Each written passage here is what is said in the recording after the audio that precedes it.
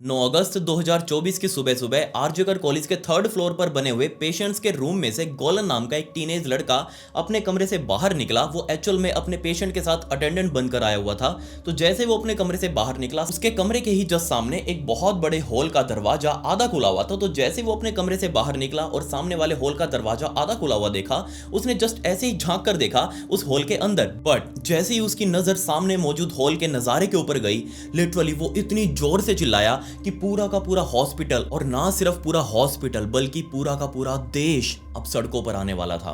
जी हाँ, मैं तकरीबन पिछले 15 दिनों से इस केस की कवर डिटेल से निकालने की कोशिश कर रहा था, बट फाइनली जितना मुझसे हो पाया उतना मैं आप सबके सामने इस वीडियो के अंदर जरूर रखूंगा। ये केस सच में इतना ज्यादा ग्रूसम, इतना दिल तोड़ देने वाला कि आंखों में आंसू आपके भी नहीं रुक पाएंगे। खैर, मुझे इस वीडियो के ऊपर कोई लाइक वाइक नहीं चाहिए, बस आई जस्ट वांट कि आप इस वीडियो को एंड तक देखें ताकि आप इसको आगे भी भेज पाएं और लोगों को एक्चुअल में पता लग पाए कि आखिर इस केस के अंदर क्या हुआ था। Let's dive in.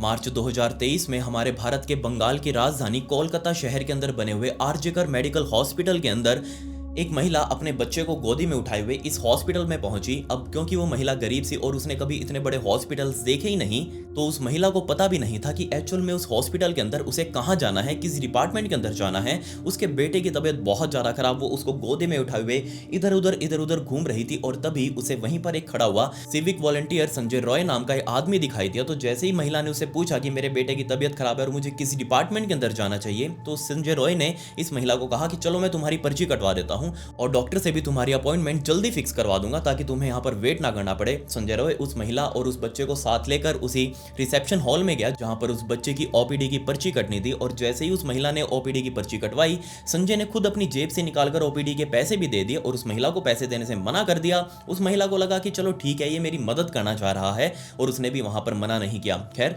वहां डॉक्टर से मिलवाने के बाद, दवाइयां वगैरह खुद से दिलवाने के बाद संजय रॉय ने उसे टाटा गुड बाय किया और वो महिला अपने बच्चे को साथ लेकर, साथ में दवाइयां लेकर इस हॉस्पिटल से बाहर जा चुकी थी। बट शाम के टाइम पर उसी महिला के फोन पर एक कॉल आया और ये कॉल करने वाला कोई और नहीं बल्कि संजय रॉय खुद था। जी हाँ, इस संजय रॉय ने जब रिसेप्शन पर उस महिला के बच्चे की ओपीडी स्लिप कटवाई थी, तो उस ओपीडी स्लिप काटने वाली रिसेप्शनिस्ट ने उस महिला से एक फोन नंबर मांगा और उस महिला ने फोन नंबर किसी और का नहीं बल्कि अपना खुद का ही उस पर्ची के ऊपर नंबर लिखवा दिया। और यही फोन नंबर इस संजय रॉय ने उस मेडिकल स्लिप से निकाला और अपने मोबाइल में डालकर सीधा शाम को उस महिला को कॉल कर दिया और उससे बातें करने की कोशिश करने लगा। अब स्टार्टिंग में उस महिला को कोई अंदाजा नहीं था कि आखिर ये संजय रॉय उससे क्या चाह रहा है। उसको लगा कि हो सकता है ये उसकी और हेल्प करना चाह रहा हो किसी भी तरीके से, फाइनेंशियली या फिर मेडिकली। बट कुछ ही मिनटों तक बात करने के बाद इस संजय रॉय ने अपना असली चेहरा उस महिला को दिखाया और उससे बहुत ही ज्यादा अब्यूजिव लैंग्वेज में अपनी डिमांड्स उसके सामने रखने लगा और बोलने लगा कि मुझे तुमसे मिलना है, ये सब कुछ करना है, आप समझ ही सकते हैं। बट ये चीजें उस महिला को पसंद नहीं आई, उसने जस्ट वो कॉल कट कर दिया। लेकिन ये कॉल्स अब रुकने वाले नहीं थे। वो लगातार बार बार संजय रॉय उस महिला को फोन करता रहा, उससे अपने साथ संबंध बनाने के लिए कहता रहा, बट उस महिला ने जस्ट इग्नोर किया। अब काफी टाइम तक इग्नोर करने के बाद तकरीबन 6 से 7 दिन बीत चुके थे और इतनी बार ही संजय रॉय ने उस महिला को कॉल किया, उसको परेशान कर रहा था, किसी भी तरीके से वो वापस उसे मिलने के लिए बुला रहा था। बट उस महिला की ऐसी कोई भी इंटेंशंस नहीं थी, इसलिए उसने जस्ट जाकर पास ही के लालबाग पुलिस स्टेशन के अंदर इस संजय रॉय की शिकायत कर दी कि मैं ऐसे ऐसे उस हॉस्पिटल में गई थी, वहां पर मुझे संजय रॉय नाम का सिविक वॉलंटियर मिला, इसने मेरी मदद करी थी और बाद में मेरा नंबर निकाल कर मुझे कॉल्स कर रहा है और ऐसा कुछ बोल रहा है। जिसके बाद पुलिस वालों ने उसकी रिपोर्ट भी लिख ली और बाद में संजय रॉय को उठा भी लिया गया। अब कानून के हिसाब से तो यहाँ एक केस बनता था सिविक वॉलंटियर संजय रॉय के ऊपर हरासमेंट का, बट यहाँ पर ये केस रफा दफा कर दिया गया। लेकिन इस रिपोर्ट लिखवाने के बाद से एक अच्छा काम बस यही हुआ कि संजय रॉय ने उस महिला को परेशान करना बंद कर दिया। उसके बाद संजय रॉय की तरफ से एक भी कॉल उस महिला के पास नहीं गया।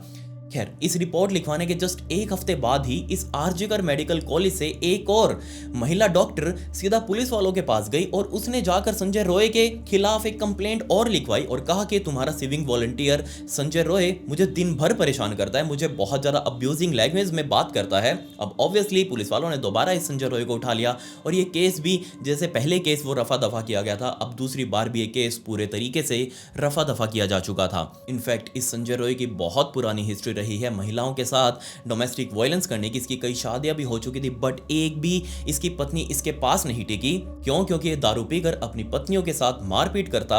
अब ऑब्वियसली कोई भी महिला मारपीट खाने के लिए तो अपना घर छोड़कर शादी करके दूसरे के घर में नहीं जाती।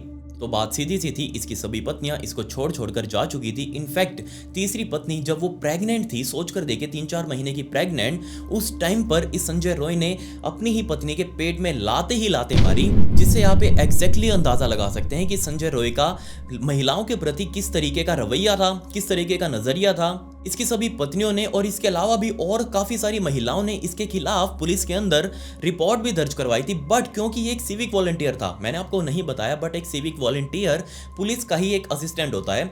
ये कोई एक्चुअल पुलिस वाला नहीं है, ये जस्ट कॉन्ट्रैक्ट बेस के ऊपर सरकार के द्वारा या फिर पुलिस डिपार्टमेंट के द्वारा हायर किए जाते हैं ताकि वो पुलिस वालों के छोटे मोटे काम कर सके और पुलिस उन छोटे मोटे कामों को करने में बिजी ना रहे, इसलिए इन असिस्टेंट्स को रखा जाता है जिन्हें सिविक वॉलंटियर कहते हैं।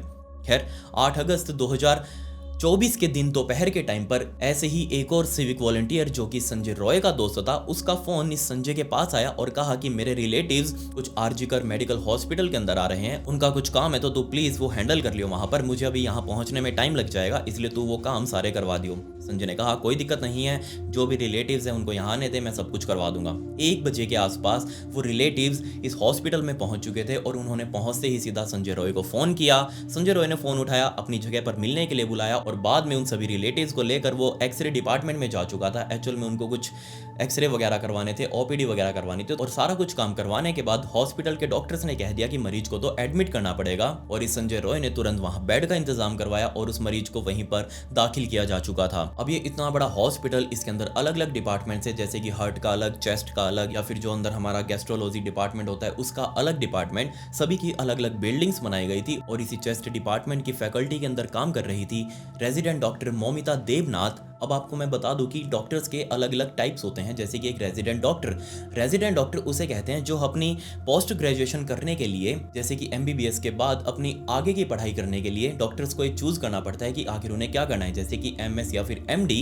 अब क्योंकि मौमिता देवनाथ ने अपनी एमबीबीएस की डिग्री भी आरजीकर मेडिकल कॉलेज से ही करी थी, तो उन्होंने अपनी आगे की पोस्ट ग्रेजुएशन की डिग्री भी इसी कॉलेज से करने की सोची और पोस्ट ग्रेजुएशन की डिग्री यानी कि एमडी या फिर एमएस करते हुए सभी डॉक्टर्स को रेजिडेंट डॉक्टर बनकर हॉस्पिटल के अंदर ही रहना पड़ता है और इन्हें रेजिडेंट डॉक्टर इसलिए कहा जाता है क्योंकि ये हॉस्पिटल ही उनका घर बन जाता है। 36 48 घंटे की रेगुलर शिफ्ट, कंटिन्यू शिफ्ट, जिसमें इनको लिमिटेड ब्रेक्स, कुछ ही मिनटों के लिए ब्रेक्स दिए जाते हैं, उसी के अंदर उनको खाना भी होता है, उसी के अंदर उनको सोना भी होता है, उसी के अंदर उनको नहाना भी होता है। इतने कम टाइम के ब्रेक्स इन रेजिडेंट डॉक्टर्स को दिए जाते हैं और एक्चुअल में उस दिन यानी कि 8 अगस्त 2024 के दिन मौमिता देवनाथ की 36 घंटे की कंटिन्यू शिफ्ट चल रही थी। असल में मौमिता देवनाथ के माता पिता, जिनकी फाइनेंशियल कंडीशन कुछ ज्यादा खास नहीं, उनके पिता एक टेलर की शॉप चला रहे थे और जैसे तैसे कमाकर अपनी बेटी की पढ़ाई कर रहे थे। अब उनकी बेटी पढ़ने में बहुत ज्यादा अच्छी, बहुत ज्यादा होशियार, इसलिए उनको सरकारी कॉलेज के अंदर एडमिशन भी मिल गया और जैसे तैसे वो अपनी इस डिग्री को पूरा करके आगे के अपने गोल्स लेकर, आगे के अपने एम्बिशंस लेकर वो किसी भी हाल में अपनी इस पोस्ट ग्रेजुएशन की डिग्री को पाना चाह रही थी।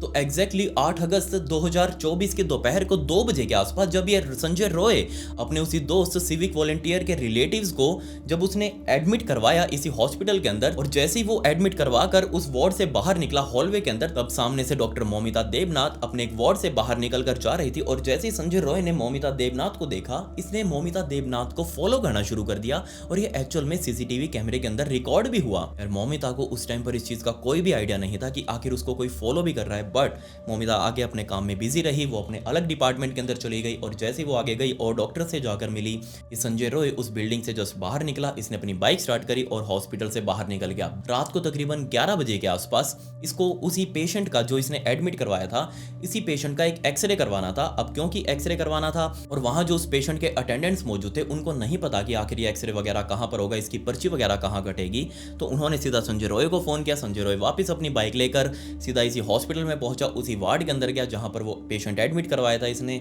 वहां जाकर उनके अटेंडेंट से मिला, उनके अटेंडेंट के साथ जाकर एक्सरे की पर्ची कटवाई और एक्सरे रूम के अंदर पेशेंट को ले जाकर उनका एक्सरे करवाकर वापस उस पेशेंट को उसके वार्ड में शिफ्ट करवाया। बट जैसे ये संजय रॉय उस टाइम पर उस हॉस्पिटल से बाहर निकलने वाला था, तभी दोबारा से इस संजय रॉय के पास उस पेशेंट के रिलेटिव्स का ही कॉल आया और कहा कि 1 बजे हमारे पेशेंट की सर्जरी प्लान की गई है, तो आप प्लीज यहाँ आसपास ही रहना, क्योंकि हमें नहीं पता उस सर्जरी के दौरान क्या क्या चीज़ों की जरूरत पड़ सकती है या फिर हो सकता है हमें आपकी मदद चाहिए हो। तो संजय रॉय ने कहा कोई दिक्कत नहीं है, मैं यहीं पर हूँ आसपास, तुम जब भी जरूरत हो मुझे फोन कर देना।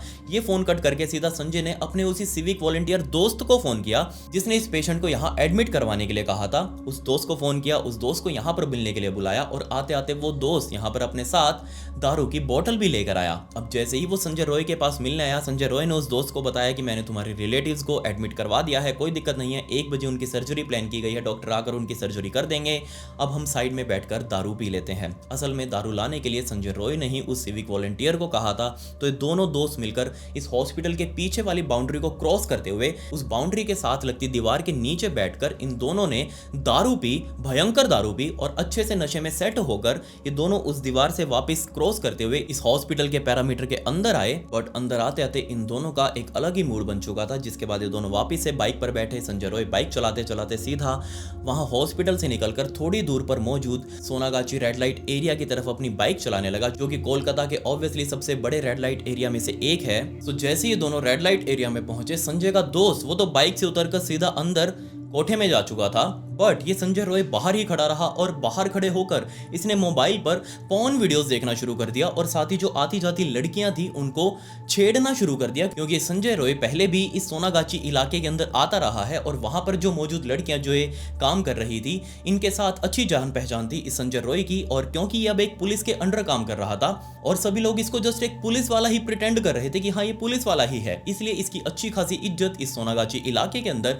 तो ये किसी को कुछ भी कह देता तो कोई इसका बुरा भी नहीं मानता। खैर कुछ मिनटों बाद संजय रॉय का दोस्त अपना काम करके उस कोठे से बाहर निकला, वापस आकर संजय रॉय की बाइक पर बैठा और ये दोनों वापस अपनी बाइक स्टार्ट करके इस सोनागाची के बराबर में ही मौजूद एक और रेड लाइट एरिया जिसे चेटला कहा जाता है, उस चेटला नाम के इलाके में गए। वहां पर फिर से इस संजय रॉय का दोस्त बाइक से उतरा और दूसरे कोठे के अंदर गया, जबकि ये संजय रॉय बाहर खड़ा खड़ा काफी सारी लड़कियों के ऊपर अपने अपने कमेंट कस रहा था और एक लड़की को तो इसने पैसे भी ऑफर किए ताकि वो लड़की अपने न्यूड फोटोग्राफ्स इस संजय रॉय को भेज दे। कुछ मिनटों बाद दोबारा से संजय का वही दोस्त उस कोठे से बाहर निकला, वापस आकर संजय की बाइक पर बैठा और ये दोनों लोग अब वापस आरजीकर हॉस्पिटल की तरफ निकल चुके थे। बट बीच रास्ते में ही उस दोस्त ने संजय को कहा कि मुझे अर्जेंट काम से घर जाना पड़ेगा, इसलिए तुम मुझे यहीं उतार दो, मैं यहाँ से ऊबर बाइक मंगवा कर उस बाइक पर बैठकर अपने घर चला जाऊंगा और तुम वहाँ हॉस्पिटल में चले जाओ, वहाँ पर 1 बजे ध्यान रखना, सर्जरी भी प्लान की गई है तो तुम उस सर्जरी का भी ध्यान रखना। संजय ने कहा कोई दिक्कत नहीं है, अभी टाइम पड़ा है, 10-15 मिनट में टाइम से पहुंच जाऊंगा। और इस दूसरे दोस्त ने ऊबर बाइक मंगवाई और वो उस ऊबर बाइक पर बैठकर अपने घर की तरफ निकल चुका था। संजय रॉय अपनी बाइक उठाकर वापस हॉस्पिटल ना जाने के बजाय दूसरे ठेके पर गया, वहां से उसने और दारू ली और दारू पीते पीते उसने बहुत सारी अलग अलग पॉर्न मूवीज देखी और उन पॉर्न मूवीज को देखते देखते इसको टाइम का पता ही नहीं चला कि कब 2 बज चुके हैं और इस 2 बजे के आसपास ये वापस अपनी बाइक लेकर आरजीकर हॉस्पिटल पहुंचा और अंदर पार्किंग में बाइक खड़ी करके वापस उसी बिल्डिंग में गया जहां पर उसने वो अपने दोस्त के रिलेटिव्स को एडमिट करवाया था और वहीं पर उसकी सर्जरी भी प्लान की गई थी। इसके तकरीबन 5 घंटे बाद यानी कि सुबह के तकरीबन 7 बज चुके थे। अब 9 अगस्त की तारीख आ चुकी थी। 9 अगस्त की सुबह 7 बजे के आसपास इस आरजीकर मेडिकल हॉलिस के 3rd फ्लोर पर बने हुए सेमिनार हॉल के हॉलवे के दूसरी तरफ यानी कि सेमिनार हॉल के सामने वाली लाइन में एक वार्ड के अंदर गोलन नाम का लड़का अपने पेशेंट के साथ अटेंडेंट बनकर आया हुआ था। तो जैसे ही सुबह 7 बजे के आसपास वो अपने कमरे से बाहर निकला, उसने सामने सेमिनार हॉल का दरवाजा आधा खुला हुआ देखा और उस आधे खुले हुए दरवाजे के पास काफी सारे फुटप्रिंट्स भी थे। तो जैसे इस गोलन ने उन फुटप्रिंट्स को देखते हुए उस सेमिनार हॉल के दरवाजे को पूरा खोलकर अंदर की तरफ देखा तो एक गोलन इतनी जोर से चिल्लाया कि वहां पर बहुत सारी भीड़ अब लग चुकी थी। ना सिर्फ वहां पर बहुत सारे डॉक्टर्स भागे भागे आए, बल्कि जो और लोग जो आम पब्लिक वहां पर मौजूद थी उस टाइम पर हॉस्पिटल में सुबह सुबह का टाइम भीड़ काफी ज्यादा हो चुकी थी। तो सभी के सभी लोग अब इस सेमिनार हॉल के अंदर पहुंच चुके थे। क्यों? क्योंकि यहां पर एक बहुत बहुत भयंकर क्राइम सीन अंदर मौजूद था। जी हाँ, वापस चलते हैं रात के 2 बजे जब ये आरजीकर मेडिकल कॉलेज के अंदर संजय रॉय घुसा था और जाकर उसने अपने उन्हीं रिलेटिव्स को संभाला, अपने दोस्त के रिलेटिव्स को संभाला। उनकी सर्जरी अब हो चुकी थी और ये सारा कुछ करने के बाद वो वापस इसी हॉस्पिटल के हॉलवे के अंदर चक्कर लगाता रहा, एक एक वार्ड के अंदर जा जाकर वो कुछ ढूंढ रहा था। एक्चुअल में वो अपना एक शिकार ढूंढ रहा था, वल्नरेबल शिकार जो आसानी से उसके जाल में फंस जाए। कोई अकेली महिला, कोई बेहोशी की हालत में पड़ी हुई महिला जिसके ऊपर वो अचानक से हमला कर सके। और एग्जैक्टली इसी 2 बजे के आसपास के टाइम पर डॉक्टर मौमिता देवनाथ अपने 2 और दोस्तों को फ़ोन करती है जो उसी के साथ उसी कॉलेज के अंदर पढ़ाई कर रही थी। उन्हीं दोस्तों को फ़ोन करती हैं क्योंकि अब इन तीनों को ही भूख लगी थी और इनका टाइम था खाना वाना खाने का। अब मैंने जैसा आपको बताया कि रेजिडेंट डॉक्टर है, इनको यहीं रहना है, यहीं काम करना है, यहीं सोना है, यहीं खाना पीना है, सब कुछ यहीं करना है। तो रात को 2 बजे उन्होंने अपने दोस्त को फ़ोन किया और कहा कि चलो कुछ खाने पीने चलते हैं। अब जैसे इन तीनों का खाना पीना आया, तकरीबन रात के 2:30 बजे के आसपास ये तीनों सीधा ऊपर वाले सेमिनार हॉल में गए जहां पर एकमात्र टीवी लगा हुआ था। असल में उस टाइम पर ओलंपिक्स चल रहे थे और उस दिन हमारे गोल्ड मेडलिस्ट नीरज चोपड़ा का जेवलिन थ्रो होना था, उसका लाइव प्रसारण टीवी के ऊपर आना था। तो इन तीनों का प्लान था कि खाना खाते खाते आराम से सेमिनार हॉल में लगे हुए टीवी के ऊपर वो ओलंपिक्स का खेल देखेंगे। और जैसे ये तीनों लोग उस सेमिनार हॉल में पहुंचे, वहां पर उन्होंने टीवी ऑन किया, खाना पीना खत्म किया। अब खाना पीना खत्म करते ही डॉक्टर मौमिता देवनाथ को छोड़कर बाकी दोनों दोस्त जो उनको फोन करके बुलाया था मौमिता ने, वो बाकी दोनों अपने उस सेमिनार हॉल से बाहर निकले क्योंकि अब उनको अलग डिपार्टमेंट में जाना था, उनकी ड्यूटी शुरू होने वाली थी। जबकि डॉक्टर मौमिता देवनाथ का ब्रेक टाइम था, उनकी पिछले 36 घंटों से कंटिन्यूअस ड्यूटी चल रही थी। अब उनका थोड़ा सा ब्रेक टाइम था, उनको सोना भी था, उनको अपनी थकान भी मिटानी थी। इसीलिए डॉक्टर मौमिता देवनाथ अपने उस सेमिनार हॉल से निकलकर स्लीप रूम की तरफ गई जहां पर सभी डॉक्टर्स वगैरह रेस्ट करते हैं। बट वहां जाकर डॉक्टर मौमिता देवनाथ ने देखा कि स्लीप रूम के अंदर तो पॉलीसोमनोग्राफी टेस्ट वगैरह चल रहा है और वो यहाँ पर इस हालत में तो नहीं सो सकती। वो वापस अपने सेमिनार हॉल में आई। वहीं पर जो साइड में दीवारों पर गद्दे रखे गए थे, दीवारों से सटाकर गद्दे रखे गए थे, उसमें से एक गद्दा डॉक्टर मौमिता देवनाथ ने सेमिनार हॉल के फर्श के ऊपर बिछाया। अपना एक लाल कंबल जो कि गद्दे के पास में ही काफी सारे कंबल भी रखे हुए थे, उनमें से एक कंबल को निकाला और उस कंबल को ओढ़कर उसी गद्दे के ऊपर बैठ चुकी थी। और अपनी डायरी जो हमेशा डॉक्टर मौमिता देवनाथ अपने साथ रखती थी, उस डायरी को खोला। उसके अंदर अपने दिन की पूरी दिनचर्या लिखी कि आज उन्होंने क्या किया और आगे उनके क्या प्लान है। वो एक गोल्ड मेडल जीतना चाहती हैं इसी आरजीकर कॉलेज से और आगे अलग अलग बहुत बड़े बड़े हॉस्पिटल्स के अंदर काम करना चाहती हैं। ये सारा कुछ उन्होंने उस रात अपने डायरी के अंदर लिखा और वो डायरी लिखकर आराम से उसको बंद करके अपने सिरहाने रखकर उसी गद्दे के ऊपर कंबल ओढ़कर सो चुकी थी। और ऐसे ही सोते सोते टाइम बीतता रहा। टाइम आ चुका था तकरीबन 3:50 के आसपास का, जब फाइनली संजय रॉय इस बिल्डिंग के अंदर घुसा जिसके अंदर ये सेमिनार हॉल बनाया गया था। इस बिल्डिंग के अंदर घुसते ही इसको 3:50 पर देखा गया है इस सीसीटीवी के अंदर, जिसमें उसने एक ब्लूटूथ हेडफोन भी पहना हुआ है। उसके कानों के अंदर वो बर्ड्स लगे हुए हैं और वो कुछ ऑब्वियसली म्यूजिक वगैरह सुनते हुए इस पूरी बिल्डिंग के चक्कर काट रहा है। चक्कर काटते काटते वो अलग अलग कमरों के अंदर गया जहां पर वो अपना ऑब्वियसली प्रे ढूंढ रहा था, प्रेडेटर बनकर, जी हाँ शिकारी बनकर अपना शिकार ढूंढ रहा था कि किस वल्नरेबल महिला को वो अपना शिकार बना सकता है। कोई बेहोशी की हालत में महिला हो या फिर जिसको दवाइयाँ वगैरह दी हो या फिर जिसको वो छेड़ सकता हो, जो कोई उसको अपोज ना कर सके। ऑब्वियसली वो इस शिकार को ढूंढते ढूंढते सुबह के तकरीबन 4:03 के आसपास ये ऊपर वाले 3rd फ्लोर पर पहुंचा और पहुंचते पहुंचते सीधा उसी सेमिनार हॉल के अंदर घुसा। और जैसे ही सेमिनार हॉल के फ्रंट गेट के पास ही बिल्कुल एक गद्दे के ऊपर उसने डॉक्टर मौमिता देवनाथ को सोते हुए देखा, तो ये एक्चुअल में इस संजय रॉय के लिए बहुत ही वल्नरेबल शिकार थी। क्यों? क्योंकि एक तो वो सोई हुई थी और दूसरा वो बिल्कुल अकेली थी। यहाँ उसकी चीख चिल्लाहट सुनने वाला भी कोई नहीं था। तो सीधा ही संजय रॉय ने सेमिनार हॉल का दरवाजा अंदर से बंद किया और सीधा जाकर बेचारी सोई हुई डॉक्टर मौमिता देवनाथ के ऊपर टूट पड़ा।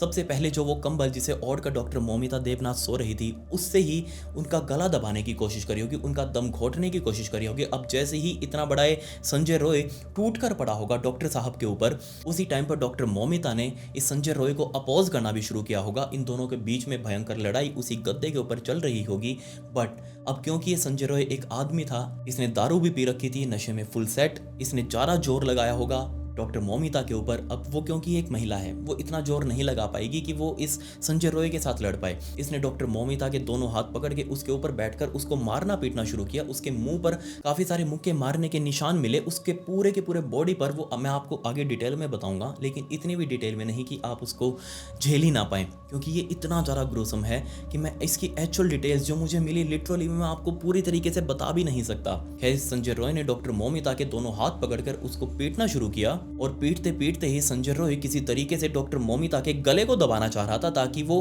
पूरे तरीके से उसके कंट्रोल में आ जाए। बट अब क्योंकि डॉक्टर मोमिता को भी अपनी जान की रक्षा करनी थी, वो बहुत जोर जोर से चिल्ला रही होगी, बट उसकी चीख चिल्लाहट इस कमरे से बाहर जा ही नहीं सकती। क्योंकि एक सेमिनार हॉल था, इसके अंदर काफी सारे म्यूजिक सिस्टम्स भी लगाए गए थे, स्पीकर्स भी लगाए गए थे, और उन स्पीकर की आवाज ना गूंजे इसलिए इस पूरे सेमिनार हॉल की दीवारों को साउंड प्रूफ किया गया था। मतलब यहां से आवाज बाहर जाना लगभग ना के बराबर था, और दरवाजे भी बंद थे तो ऑब्वियसली आवाज बाहर जा ही नहीं सकती। खैर, दोनों अंदर आपस में लड़ रहे थे, और लड़ते लड़ते ही संजय रॉय ने ऊपर बैठे बैठे ही बेचारी डॉक्टर मोमिता की आंखों पर जो उन्होंने स्पेक्स पहना हुआ था, जो चश्मा पहना हुआ था, उसी चश्मे के ऊपर या तो मुक्का या फिर हथेली से वार किया, क्योंकि उस चश्मे के दोनों शीशे टूटकर दोनों के दोनों शीशे सीधा डॉक्टर मोमिता की आंखों के अंदर घुस चुके थे। उसका चूरा वो पूरा का पूरा वो टुकड़े टुकड़े सीधा डॉक्टर मोमिता के आंखों के अंदर गए, और आंखों के अंदर जाते ही ऑब्वियसली उस टाइम पर डॉक्टर मोमिता को दिखना भी बंद हो गया होगा कि सामने उनके क्या चल रहा है।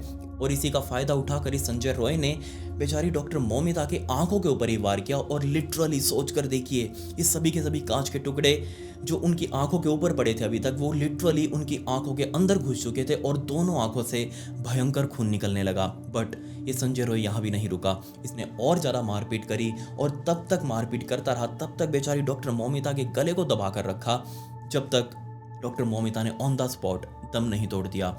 तकरीबन 4:15 पर डॉक्टर मोमिता आखिरी सांस ले चुकी थी। 4:03 पर ये अंदर घुसा था। तकरीबन 12 मिनट इस संजय रॉय और डॉक्टर मोमिता के बीच में हाथापाई चली। डॉक्टर मोमिता अपने आप को बचाने की कोशिश कर रही होगी, बट 12 मिनटों तक अपने आप को बचाने की कोशिश करने के बाद भी डॉक्टर मोमिता अपने आप को नहीं बचा पाई। ये संजय रॉय उनके ऊपर हावी हुआ, और एक बहुत ही होनहार डॉक्टर अब इस दुनिया से जा चुकी थी। बट आपको लग रहा होगा कि ये सब कुछ यहीं एंड हो गया होगा, लेकिन नहीं, यहीं से तो असली घिनौना काम अब शुरू होना था। जैसे ही डॉक्टर मोमिता पूरे तरीके से शांत हो चुकी थी, ऑब्वियसली इस संजय रॉय को पता लग चुका था कि डॉक्टर मोमिता मर चुकी है। इस संजय रॉय ने सबसे पहले डॉक्टर मोमिता के डेड बॉडी के साथ ही छेड़खानी करनी शुरू करी, और ना सिर्फ छेड़खानी करी बल्कि उन्होंने जो ऊपर कपड़े पहने हुए थे उनको भी फाड़ कर साइड में निकाला, उनके अंडरगारमेंट्स को साइड में निकाला।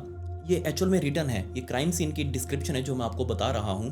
डॉक्टर मोमिता की जो अपर क्लॉथिंग्स थी वो साइड में पड़ी हुई थी, और उनके कपड़े फाड़ने के बाद इस संजय रॉय ने ऑब्वियसली अपने भी कपड़े निकाले, और साथ ही बेचारी डॉक्टर मोमिता जिन्होंने अभी तक दम तोड़ दिया था, वो सांसें नहीं ले रही थी, और उनकी डेड बॉडी के साथ ही संजय रॉय ने रेप किया, और तब तक रेप किया जब तक बेचारी डॉक्टर मोमिता के प्राइवेट पार्ट से भी खून नहीं निकलना शुरू हो गया। लिटरली उनकी थाइज में, उनके प्राइवेट पार्ट से बहुत सारा खून निकलकर चारों तरफ फैल चुका था, और तब तक ये उनके साथ बलात्कार करता रहा, उनकी डेड बॉडी के साथ बलात्कार करता रहा, जब तक कि पूरा शरीर उनका खून से लथपथ नहीं हो चुका था। इस भयंकर बलात्कार को अंजाम देने के बाद सुबह के तकरीबन 4:40 का टाइम बीत चुका था। मतलब कि 37 मिनट तक, 4:03 पर ये संजय रॉय इस सेमिनार हॉल के अंदर घुसा था, और 4:40 पर संजय रॉय इस सेमिनार हॉल से बाहर निकला।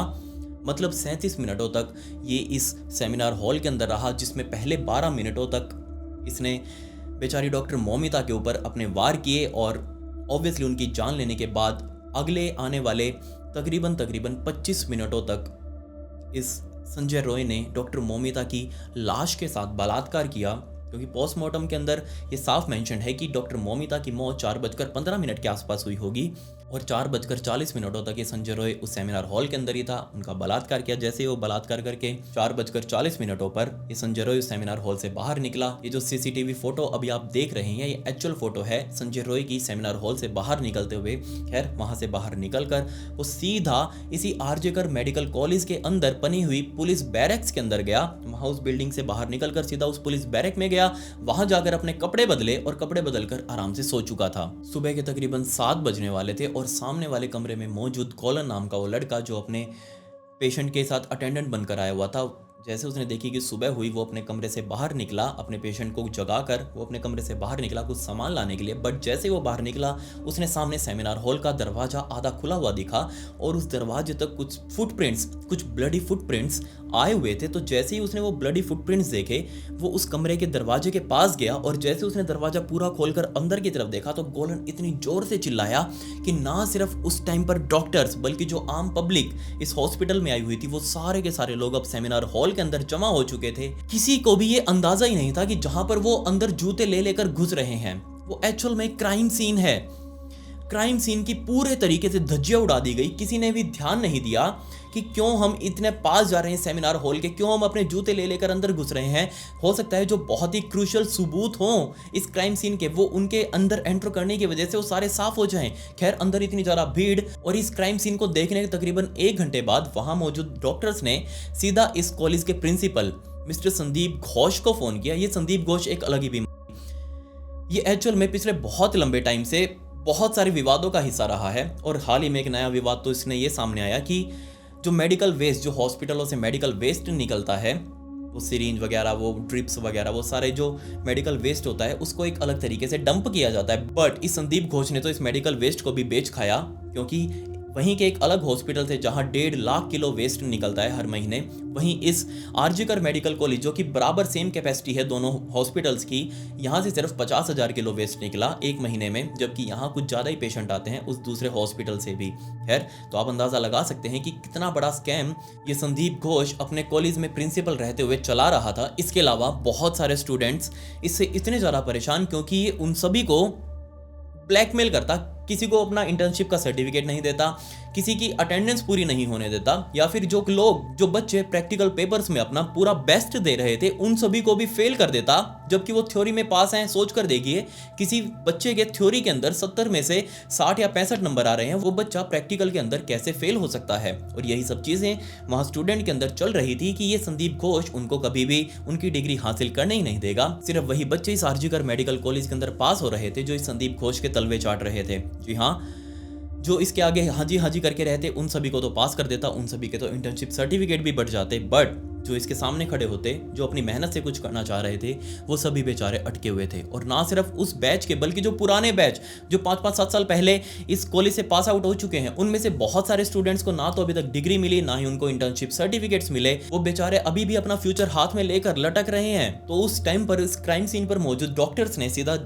संदीप घोष को फोन किया और संदीप घोष सोच कर देखिए जो पास ही रहता हॉस्पिटल के, उसको इस क्राइम सीन पर पहुंचने में पूरा का पूरा 1 घंटा लगा। सुबह के तकरीबन 8:30 बजे ये इस क्राइम सीन पर पहुंचा और वहां जाकर जब उसने इस क्राइम सीन की हालत को देखा तो उसने सीधे तौर पर पुलिस वालों को अभी इन्वॉल्व करने से मना कर दिया। उसने कहा कि सबसे पहले हम खुद की लोकल जांच करेंगे कि आखिर यहाँ पर क्या हुआ है, उसके बाद ही पुलिस वालों को बुलाएंगे। यहाँ की अथॉरिटीज ने, यहाँ के लोकल डॉक्टर्स ने, मतलब कि यहीं के डॉक्टर्स ने सबसे पहले डॉक्टर मोमिता के पेरेंट्स को फोन किया और कहा कि आपकी बेटी के साथ कुछ हो गया है, आप तुरंत हॉस्पिटल आ जाइए। एग्जैक्टली बताया भी नहीं कि आखिर उनकी बेटी के साथ क्या हुआ है। अब बेचारे माता पिता को समझ नहीं आया कि आखिर उनकी बेटी के साथ क्या हुआ है। उन्होंने अपनी बेटी को भी कॉल करने की कोशिश करी, बट उनका मोबाइल अब तक बंद आ रहा था। जिसके बाद उन्होंने दोबारा से हॉस्पिटल की अथॉरिटीज को फोन किया और जैसे ही दोबारा से असिस्टेंट सुपरिटेंडेंट ने फोन उठाया डॉक्टर मोमिता के माता पिता का, तो उस असिस्टेंट सुपरिटेंडेंट ने कहा कि आपकी बेटी ने सुसाइड कर लिया है, इसीलिए आप प्लीज जल्दी से भागकर हॉस्पिटल आ जाइए, यहाँ पर पूरा मामला संभालिएगा। ये चीज सुनकर ऑब्वियसली कोई भी माता पिता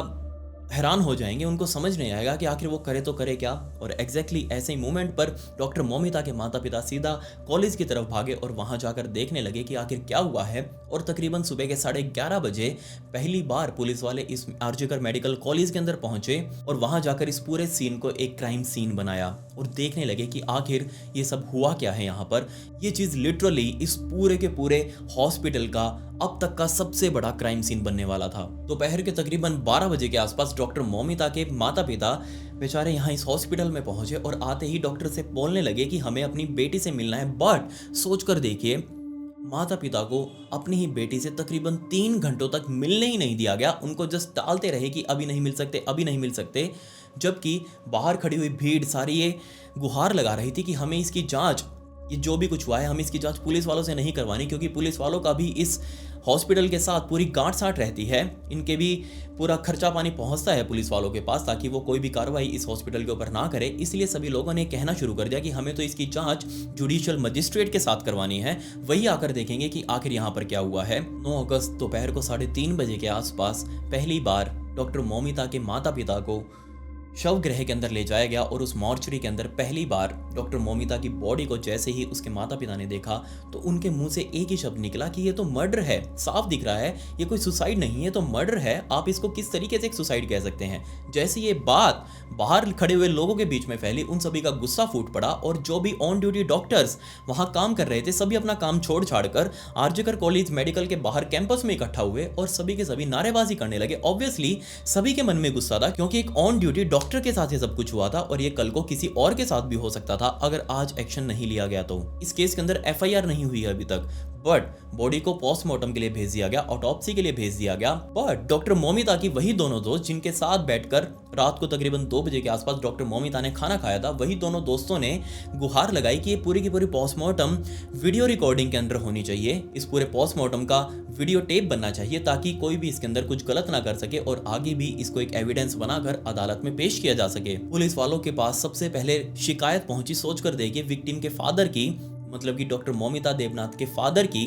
उन्होंने जाकर एफआईआर कटवाई और उसके बाद ही इसकी एक क्राइम की तरह जांच शुरू की गई। सबसे पहले वहां की पुलिस वालों ने जांच के नाम पर लिटरली हक दिया, क्योंकि सबसे पहले उनको जल्दी थी कि इस बॉडी का जल्दी से जल्दी अंतिम संस्कार किया जाए। और सोच कर देखिए आप, पुलिस वालों ने बहुत जल्दबाजी में इस बॉडी को उठाया और उनके सभी रिलेटिव्स को साथ ना लेते हुए भी सीधा उनको शमशान घाट लेकर गए और वहां पर 3 बॉडीज जो पहले से ही वेटिंग में थी, उन 3 बॉडीज को साइड में करके सबसे पहले डॉक्टर मोमिता देवनाथ का अंतिम संस्कार किया गया। इतनी भी जल्दी क्या थी भाई। अब क्योंकि गुस्सा बहुत ज्यादा फूट रहा था लोगों का, सभी के सभी ये चाह रहे थे कि डॉक्टर मोमिता देवनाथ को इंसाफ मिले और पुलिस वालों के ऊपर भयंकर प्रेशर था सबसे पहले एक्यूज्ड को पकड़ने का, जिसने भी ये सब कुछ किया है। पुलिस वालों ने सारे, ऑब्वियसली सबसे पहला काम उनका यही होता है सीसीटीवी देखना, और उन्हीं सीसीटीवी फुटेज के अंदर सामने आया कि 3 बजे के आसपास ये संजय रॉय इस हॉस्पिटल के अंदर दाखिल हुआ और 4:03 के आसपास ये संजय रॉय सबसे पहली बार इसी सेमिनार हॉल के अंदर दाखिल हुआ, जिस टाइम पर डॉक्टर मोमिता देवनाथ बिल्कुल अकेली थी इस सेमिनार हॉल के अंदर। और 4:40 पर ये सेमिनार हॉल से बाहर निकला, मतलब 37 मिनट ये बिल्कुल अकेला था इस डॉक्टर मोमिता देवनाथ के साथ। इस क्राइम सीन की जांच करते हुए पुलिस वालों को सबसे पहले एक ब्लूटूथ ईयरफोन, जो कि डॉक्टर मोमिता देवनाथ के वो जो गद्दा लगा हुआ था उस गद्दे के जस्ट साइड में ही पड़ा हुआ दिखाई दिया। उस ब्लूटूथ ईयरफोन को पुलिस वालों ने एविडेंस बनाकर अपने साथ रखा और जैसे वो सीसीटीवी फुटेज में संजय रॉय को उन्होंने देखा, पुलिस वालों को पता था कि ऑब्वियसली तो बैरक के अंदर सोया हुआ होगा, इस टाइम पर उसका सोने का टाइम है। तो पुलिस वाले सीधा उस ब्लूटूथ ईयरफोन को लेकर उसी बैरक में पहुंचे और इस संजय रॉय को जगाने से पहले पुलिस वालों ने उस ब्लूटूथ ईयरफोन को कनेक्ट करने की कोशिश करी। क्यों? क्योंकि आपको पता होगा कि जो भी हम ब्लूटूथ ईयरफोन नेक बैंड या अपने साथ रखते हैं, उसके अगर दोनों स्पीकर जैसे हम अलग करते हैं तो जिस भी डिवाइस के साथ वो पहले कनेक्टेड था उसके साथ ऑटोमेटिकली कनेक्टेड हो जाता है। और बिल्कुल ऐसा ही कुछ यहाँ भी हुआ। वो ब्लूटूथ ईयरफोन जैसे पुलिस वालों ने अलग किया, उनके दोनों स्पीकर अलग किए, वो सीधा जाकर संजय रॉय के साथ कनेक्ट हो चुका था, उसके मोबाइल के साथ कनेक्ट हो चुका था। ऑब्वियसली पुलिस वाले समझ चुके थे कि ये ब्लूटूथ ईयरफोन इसी का है और जो भी कांड ये हुआ है ये सब कुछ इसी ने किया है। पुलिस वालों ने तुरंत प्रभाव से संजय रॉय को गिरफ्तार किया और अब पुलिस वालों की हिरासत में था। अब इससे पूछताछ शुरू की जानी थी। पुलिस वालों ने जब इससे पूछताछ शुरू करी तो इसका मोबाइल भी चेक किया गया, और मोबाइल तो क्या कहूँ मैं, वो जिंदा पोर्नोग्राफी का सर्वर है यार ये आदमी। इतनी सारी पोर्न वीडियोस वगैरह इसके मोबाइल में भरी पड़ी थी और उन सभी को देख देख कर ये इतना ज़्यादा ऑफेंड हो चुका था, इन सब चीज़ों से इतना ज़्यादा ऑब्सेस्ड हो चुका था कि ये कुछ भी करने के लिए तैयार था। जबकि दूसरी तरफ वो संदीप घोष, उसका सबसे पहला ही बयान ये था कि विक्टिम वहाँ उस सेमिनार हॉल के अंदर अकेली क्या कर रही थी। सोच कर देखिए आप, रेजिडेंट डॉक्टर जो घर नहीं जा सकती, खाना पीना टाइम से नहीं खा सकती, सो भी टाइम से नहीं सकती, स्लीप रूम के अंदर वो टेस्ट चल रहा है पॉलीसोमनोग्राफी का, बेचारी जाए तो जाए कहाँ। ऊपर से प्रिंसिपल कह रहा है कि वो वहाँ पर अकेली क्यों थी।